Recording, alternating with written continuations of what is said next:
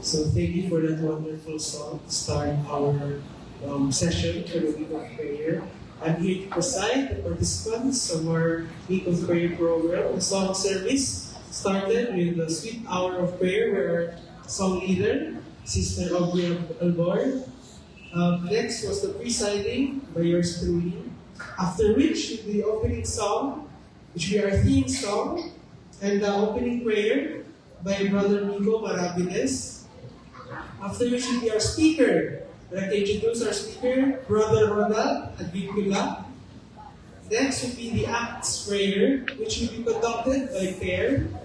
And then with the closing song, which will be our theme song, and the closing prayer by the speaker. So the program will go on as announced. For our opening song, let us sing in our theme song, Communion in Action.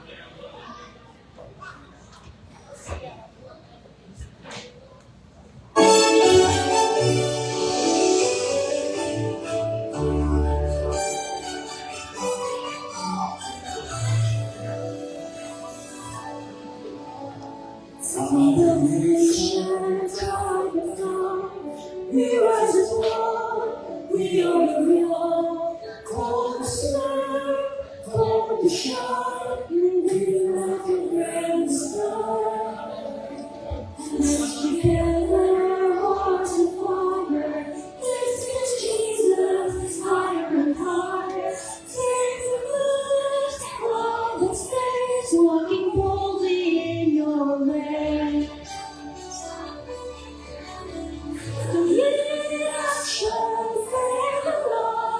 Serving the world, Christ as your God. We won't be silent, we testify. Hands to serve and hearts on fire, for Jesus the one desire. Set the hungry, heal the dead, speak of love, protect and care. Justice flowing like the stream, living on the kingdom's dream. Not just words that fade away, but in action every day.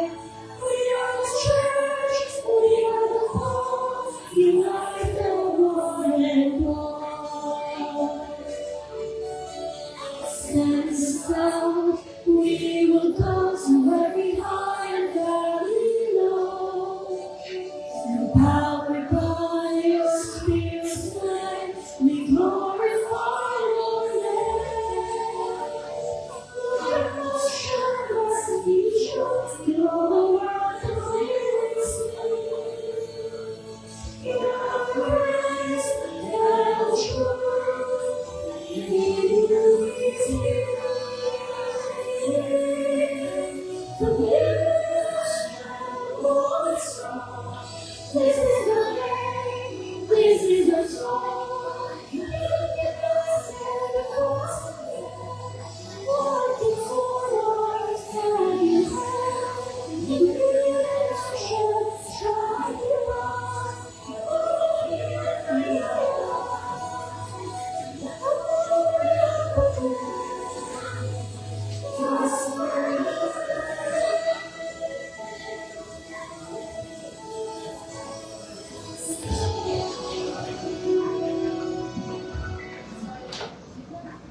Okay, magpunta. Ang kalangdon ng mahal na nasa langit, daghang salamat sa mapahulay mo ang pagpapahulay. Ang pasalamat ko ng Ginoo sa daghang mensahe na ang nagdudugan karon. Magpunta ang atong higpinan. Samtang kami Ginoo, magpadayon sa mga programa karon.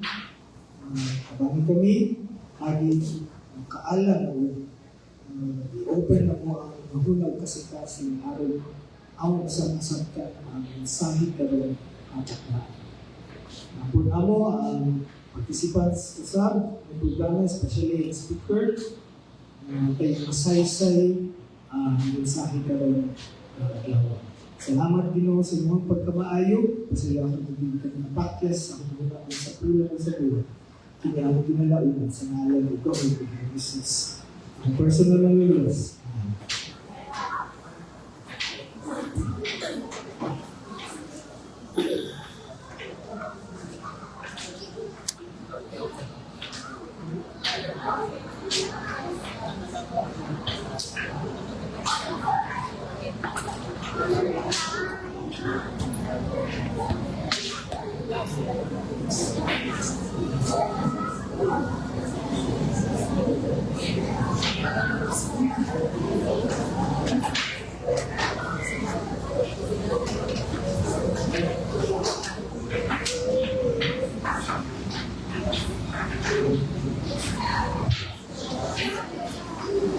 Mayong hapon sa tanan. So, kulba kayo mga eksona ng mag storya ta nga dili kayo ta prepare. Dahil nakakala ni sa kuha atong Thursday. So, wala ko kabalo kung karon dahil siya nakakapuno. Panuban sa tawag sa Ginoo, ato ni siya pamalandungan ang mga pulong na atong pagatunan ng takna sa kabutagon. Naguluhan na siya o Youth Movement in Action. Ang ato ang memory text makita sa 1 Timothy 4.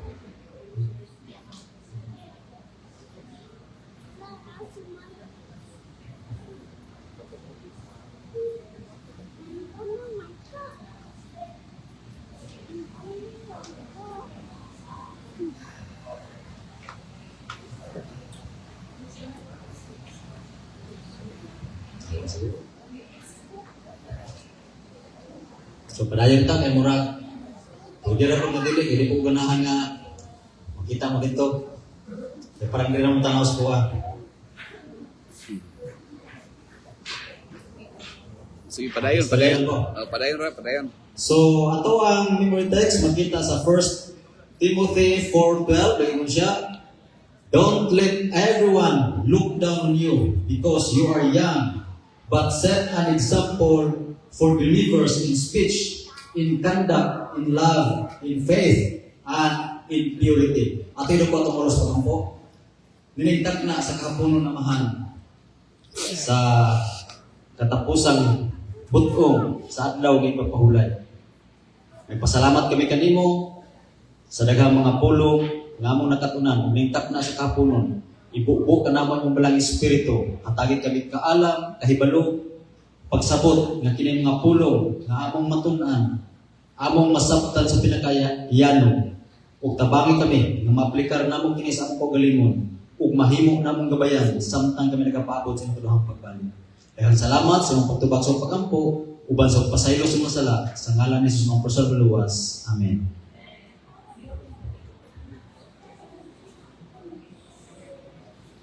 God has always manifested a special interest in children and young people. When Ismael and Hagar ran out of their water supply, they were in wilderness in Beersheba. So nakapalo na kita ang mga kaigsunan nga istorya. Kung ato ni siya palandunan mga kaigsunan, naguna-huna gid si Hagar na mamatay ng bata. Apan ang Diyos nagpakita siya, kung siya, kung sa may problema, ni mo Hagar. So gitagaan sila sa Ginoo ug tubig aron dili sila mabalaka. So kung anak kamayong Ginoo mga kaigsunan nga sa time nga disappointed na kayo ta nga wala na tay mahimo sa atong kaugalingon, apan ang Dios muhatag gid sa tuwa sa atong di kinahanglan. In Matthew 19:14 forbids the disciples from stopping children from coming to Jesus. When disciples showed disdain for children, Jesus gave them ample attention and used them and illustrate how a Christian must behave. So dili ginadulay pug nga mga kabataan mga kaigsunan nga muduol diya sa Dios. Kay samtang bata pa sila, kinahanglan nga matunhan gyud. Kaya kini bitong bata nga atong matunan sa bata. Pag yun, magdako sila, bisag asa man to, mangita diri sila simbahan mga kaigsunan, basta mga adventista na tinuod. So adunay mga kabataan, gigamit katong slave nga babaye, nga ni-advise kay Naaman, nga muadto sa Samaria, the spiritual revival that was occasioned by rulership of Josiah in Judah. The boy whose bread anymore. So kung ako kaya sila balik-balik yung mga istoryahan ng kaigsunan, why is God interested in the youth? Ano mang interesado din kayo ang Ginoo sa mga kabataan? Sa Genesis 21:18 na ingon siya, God told Hagar that Ishmael would be a great nation. Sumuni siya kuwagin sa Ginoo, wala pa si Ishmael midako, pero kitagaan na sa Ginoo daan o promise na mahimo siya nga dako nga nasod. Even before he achieved that status, Ishmael's circumstances were not favorable. Born of slave, Sarah didn't like him, and he was homeless because Sarah demanded that he leave her home. Sulukoy ba yung kayo ang ginabuhi ni Ishmael mga kaigsunan? Pero gigamit sa Diyos, but God saw his vulnerability and capitalized on it to bring hope and an infusion of energy by supplying him with his immediate need, water, and encouragement. So sa atong kinabuhi mga kaigsunan, bisan magdaghan tag mga pagsulay, mga discouragement, pero ang Diyos mga kaigsunan, gamito niya anak na panahon para mahimutang matinabangon. The word of Paul to young Timothy are relevant to all young people who, like Ishmael, are despised. In some cases, the youth suffer because of low self-image. How would you, as a young person, navigate a situation of being overlooked? Ikaduha, how do you serve the Lord when you or other think you are not gifted enough? So, usahaw mo natin paggamit mga kaigsunan. Kaya usahay ba, lagi mga tao na yung ilit mga kaangayan din ha. Nganong naaman ka rin ha. So, usahaw mo natin na siya gamit. Mato ka rin young people often despair and retreat into their cocoons. When despised or undermined, others become arrogant as a knee-jerk reaction to assert themselves when attacked or slighted. Paul offers offers a solution to this dilemma. This sermon will expound on 1 Timothy 4:12 to give you a biblical approach and practical ideas to respond to this matter. So si Paul mga kaigsoon naghatag siya sa ato kung pamaagi kung unsaon nato ipag-response dili lang sa mga batan-on para sa tuan ni tanan. Unsaon nato pagtubag sa mga insulto o mga dili maayong mapulong nga atong madungog. Set an example for the believers. He mentions the following central tenets of Christianity as key principles every youth should consider when despise. Speech, number 1. Conduct, love, faith, purity. Ato isisaw rin siya mga kaigsunan. Speech. It is often said that God gave us 2 ears to be good listeners and 1 mouth to think twice before we speak. So nga kitagaan mga sa Ginoo na yung pagkalungan para maminaw kita mga kaigsunan. Pero usahay, mas daghan pa ang atong istorya kaysa pagpaminaw. Labi na bitaw ka na maglalisay sa mga asawa. Kinsa may daghang istorya mga kaigsunan. Ang bana o ang asawa? Ang asawa. Depende sa asawa, depende sa bana. Kaya sa mga mga kaigsunan mag-asawa, dili kayo ni awayon nga manang magbabakba, kanang magbabaanay. Pag umag-isara na, pag once nga init na ko, muhilong man ko, di na tingog yun. Pero pag ako mo tingog, muhilong na siya. Muna mo ang routine mga kaigsunan. Ako mo sa tingnan, so kaya palang nga, pag once galing ang muhilong na ko, suko na ko na. Pag mamula na ko na, suko na juga ko. Sumuna siya mga kaigsunan, narito ko na siya natingog pag tanaw niya nga suko na ko. James put in, well in James 3:9, the tongue enables us to speak. That is why James used this analogy. All of us should learn to choose our words when we walk, when we talk to other people. So kini mga isang bantayanan kini siya. Bisan sa kuwang pagalingon, duna po ko sa iyo ini. Kaya na usahay ka ng masuko, bitaw ta. Bisan unsa na lang gibayan nato masulti. Nga pagkahuman dito kung na mandi man dahil ako nasulti.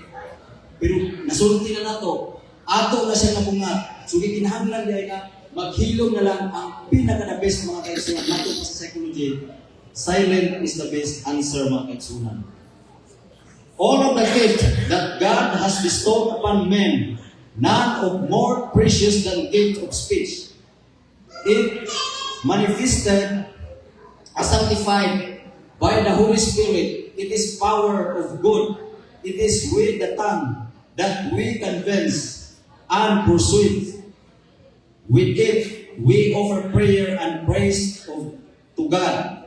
And with it, we convey rich thoughts of the redeemed love. Testimonies of the Church, Volume 6, page 336. So tinod kita mga kaigsunan, ang atong bakba gamiton nato sa pagdayeg sa Ginoo, gamiton pud nato sa pag-insulto sa uban. So asa man ang ato ang mapun ni mga kaigsunan. Sometimes youth display arrogance toward the church leadership when they have no part to play in God's work. This approach doesn't usually yield good results. It paralyzes the youth and the old folks. Even if their unhappiness is justified, there is a way of sharing your displeasure that won't create animosity between you and the leadership. So, ato mga kabataan ng mga kaigsunan, mabantayan nato basta dili kani magamit sa church. Asa naman to? Sa gawas na. Unya, asa na magsugod? Mag-inom-inom na, hangtod nga mawala na gyud sa atong iglesia. We should not mistake candidness with rudeness. It is possible to express your wounded feelings without being abrasive and exemplary. Youth in speech can be good example to everyone at home, church, society.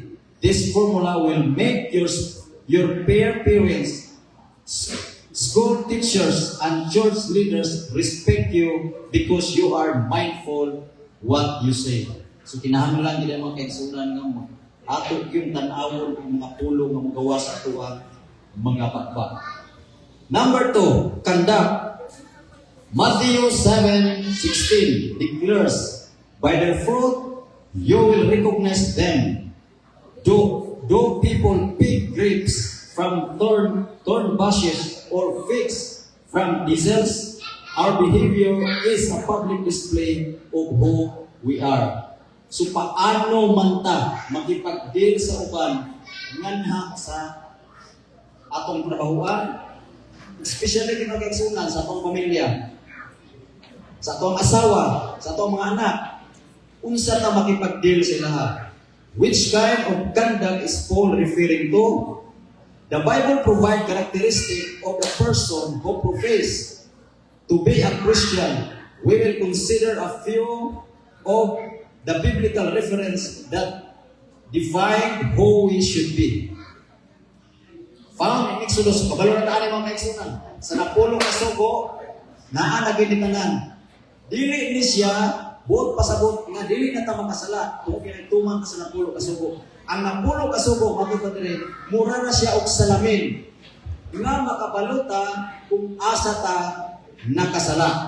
Sumato pa rin, love the Lord your God with all your heart, and with all your soul, and with all your mind.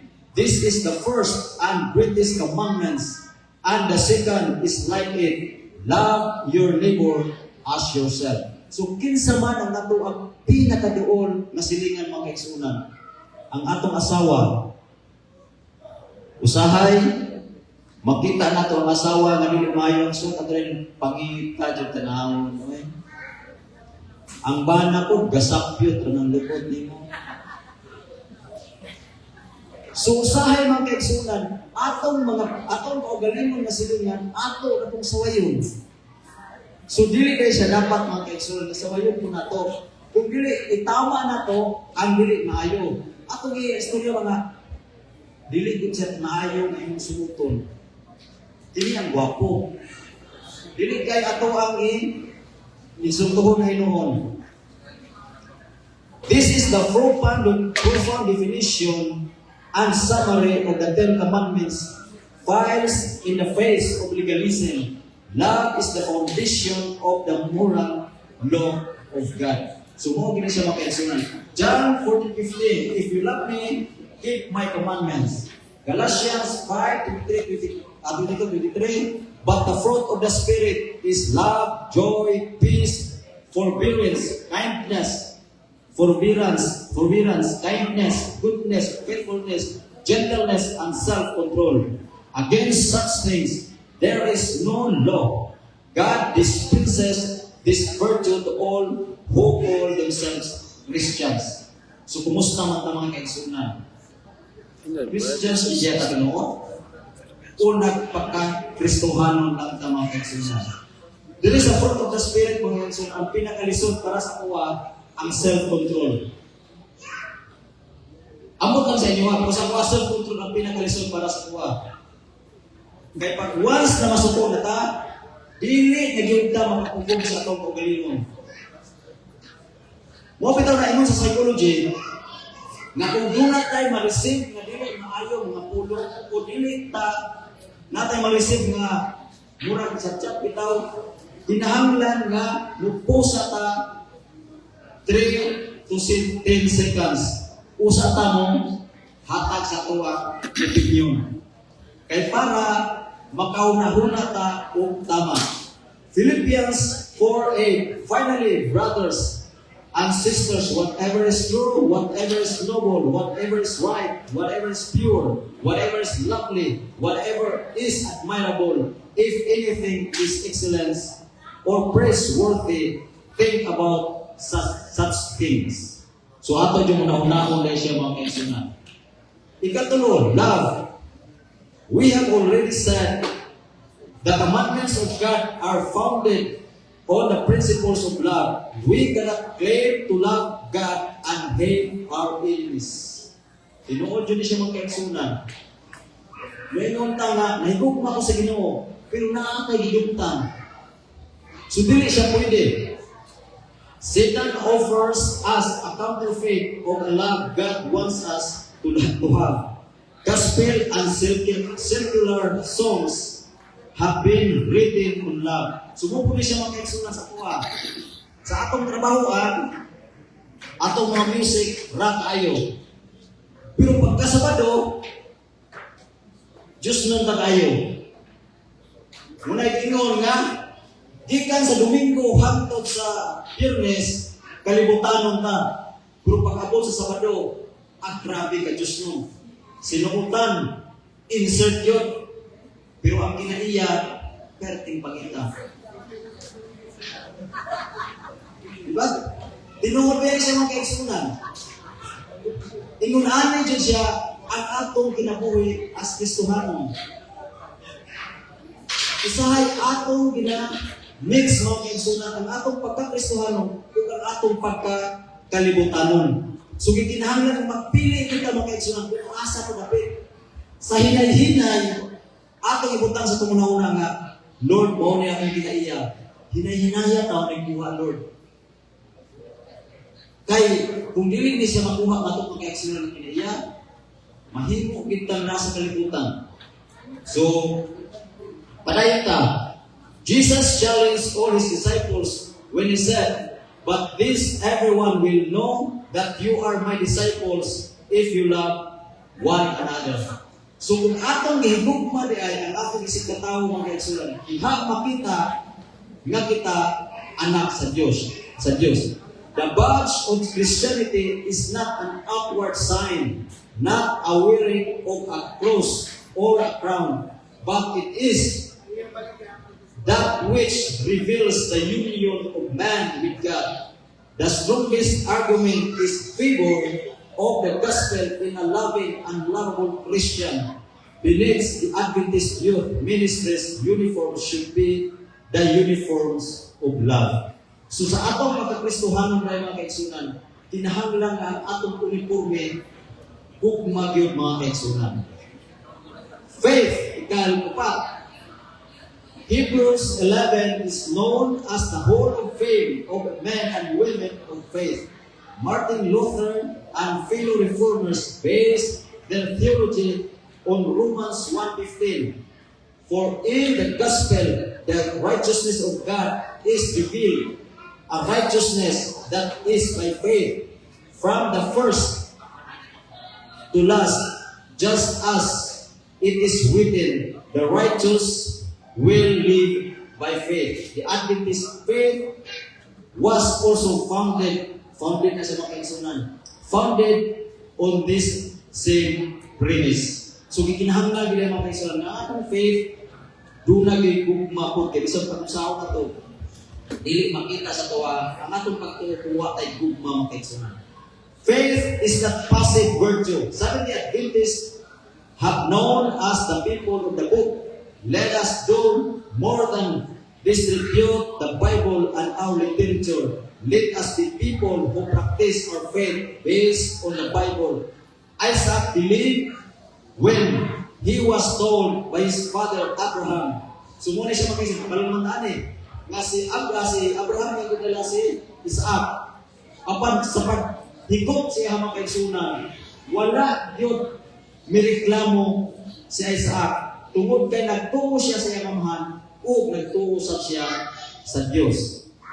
Ellen G. White says, I believe in God. After affectionate embracing his father, he submitted to be bound and led upon the wood.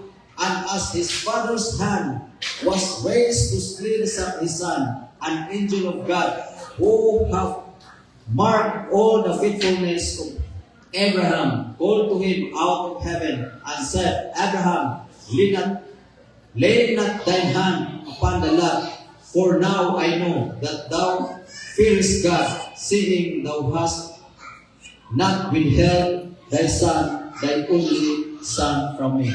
So, dili po pasabot nga ang Diyos, wala nakabalo sa pagtuo ni Abraham. Nakabalo ang Diyos nga si Abraham ang dunay pagtuo kaniya. Apan iya rin yung isulayan. kung tumanon ba yun ni Abraham ang isugo sa Diyos kaniya. Number 5, purity. What does Paul mean when he says Timothy should be an example of believers in purity? What does it mean to be pure? So, isa man sa mga kinsunan. Will you look for answer from the Bible and the writings of Ellen G. White? 1 Corinthians 6:19 says, do you not know that your bodies are temples of the Holy Spirit who is in you, whom you have received from God? You are not your own. When you rent a car, you are expected to return it in the same condition you received it in. Failure to comply will make you financially liable for any damage of the company's property. Sumuli siya mga kaigsunan, kumulang kagsikanan, atong tipigan, muhulang ta og gamit sa uban, atong tipigan. Pero atong kaugaling ng lawas, hindi man atong tipigan. Diba? Bisag unsa na lang ating isulod sa atong baba. Kung unsa atong gustong kaunon, gusto ginato. Pero ang Dios mga kaigsunan naging siya nga ang atong lawas iya kining templo. So dili ni atoa. In Genesis 1:26, purity is about stewardship and temperance. It is recognition that everything belongs to God. Belongs to Him. Napani siya mga kaigsunan, putol-putol. Ako ko'y tao sumpay niya.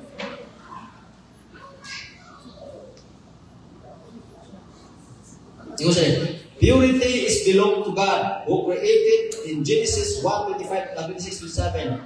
Purity is about stewardship and temperance. It is a recognition that everything belongs to God and is given to us in trust. God expects us to keep that belongs to Him with care. So ato gyud ang pingan ang ihatag sa Dios ato mga kaigsunan. Ellen G. White describes the conduct of Daniel and his friends at the very outset of their career. There came to them a decisive test of character. It was provided that they should eat of the food and drink of the wine that came from the king's table. Ako na una ni mga kaigsunan nga gihatag ra dito sa kay Daniel ug sa iya mga kauban nga pagkaon nato siya nga lamihan. Apan di ay gi-offer nato siya sa ilahang mga Diyos-Diyos. So kung nikaon sila niadto, nakaapil sila sa pagkaon nga gihalat ngadto sa Diyos-Diyos.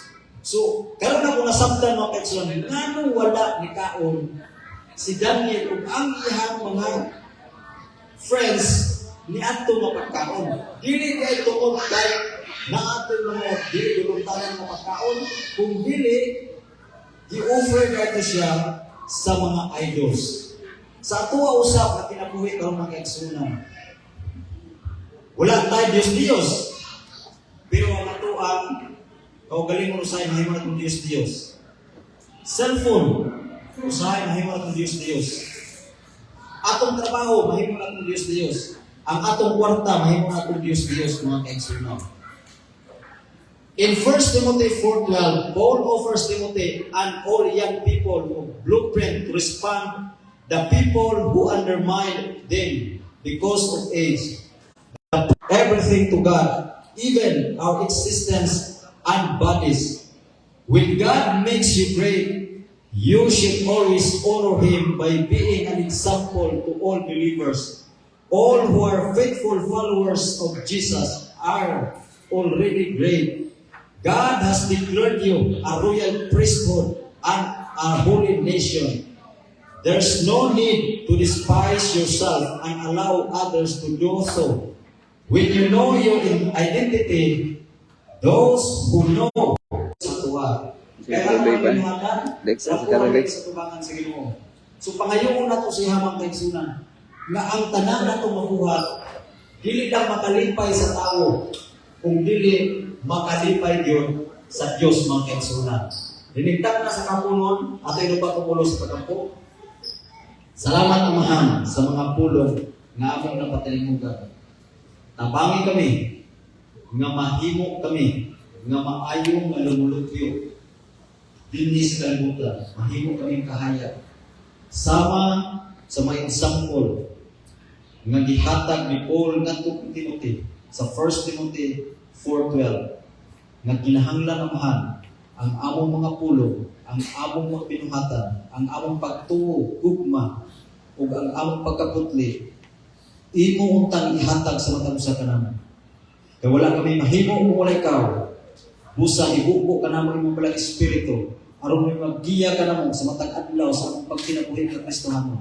Kay handom namo amahan nga makita na namo ikaw nawong sa nawong ug amo na ikaw mga istorya. Daghang salamat sa iyong pagtubag sa iyong pag-ampo, ubas pagpasaylo mo sa masala, sa ngalan ng Kristo ng luwas. Amen.